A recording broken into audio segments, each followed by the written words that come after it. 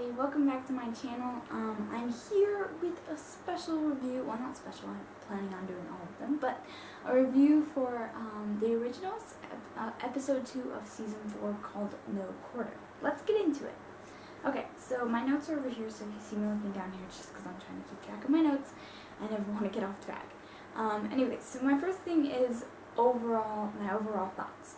So I talked about this in my first episode of season 4 review, which is the writers have a really good way of making the flow work. It's always never too fast and never too slow. It's just right, just like Goldilocks likes it. It's just right, which is perfect. And this episode was just right and was filled again with some great moments, which I love. I love how a series can fill a season premiere with such great moments and yet still carry that on to the next episode, which is normally a letdown after a season premiere. But this wasn't. This definitely was not. Okay, so my first point is the mission. The mission is the Michaelsons are going to free Klaus. They want to get their brother back.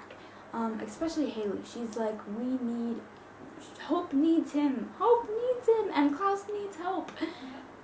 So that was like the most important thing of the episode, is that mission to fulfill it and get Klaus back.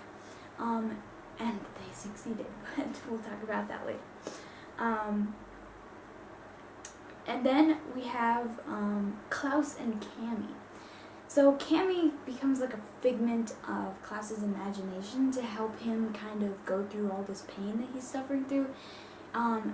With the end of the last episode, we saw that the blade was stuck back into Klaus, so he's in more agony again.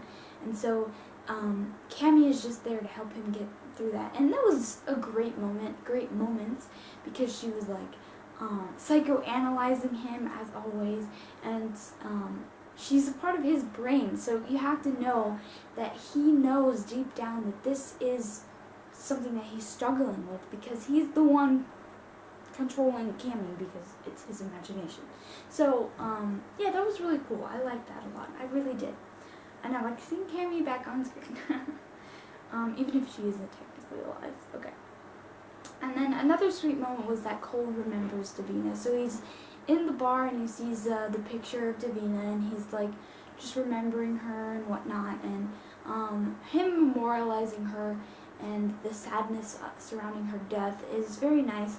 And to be honest, her death didn't make much sense to me, and also it was really, I don't know, I just didn't like how it was played, although it is kind of poetic that Cole himself would kill her.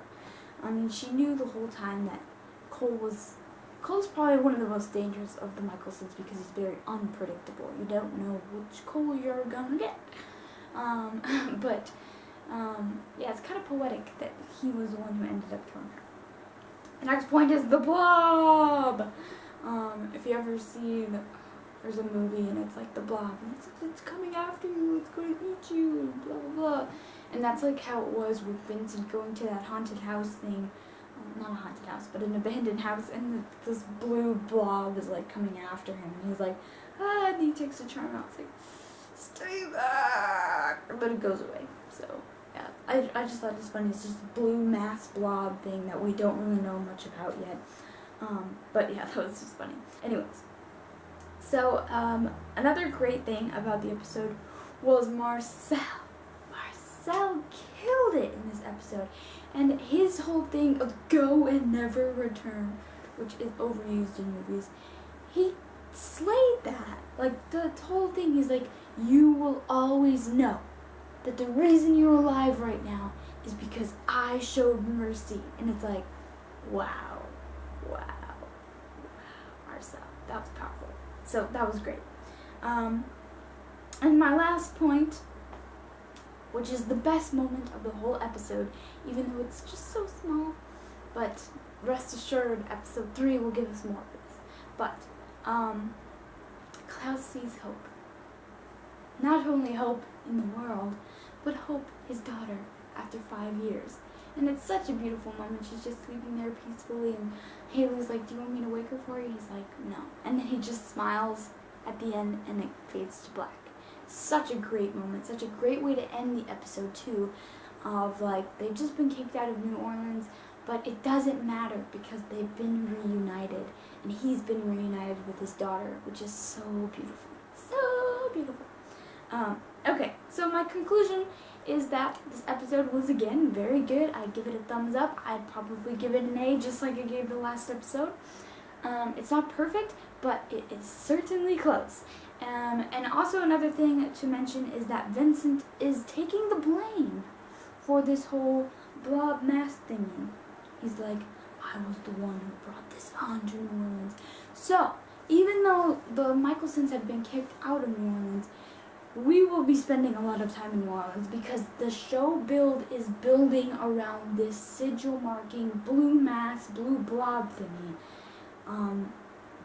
Black magic that's taking over the city of New Orleans, and that has the young Adam at the moment. I think his name's Adam? Yeah, I think his name's Adam. Anyways, so that's where the show is going, so we will definitely be spending more time in New Orleans. New Orleans is not done.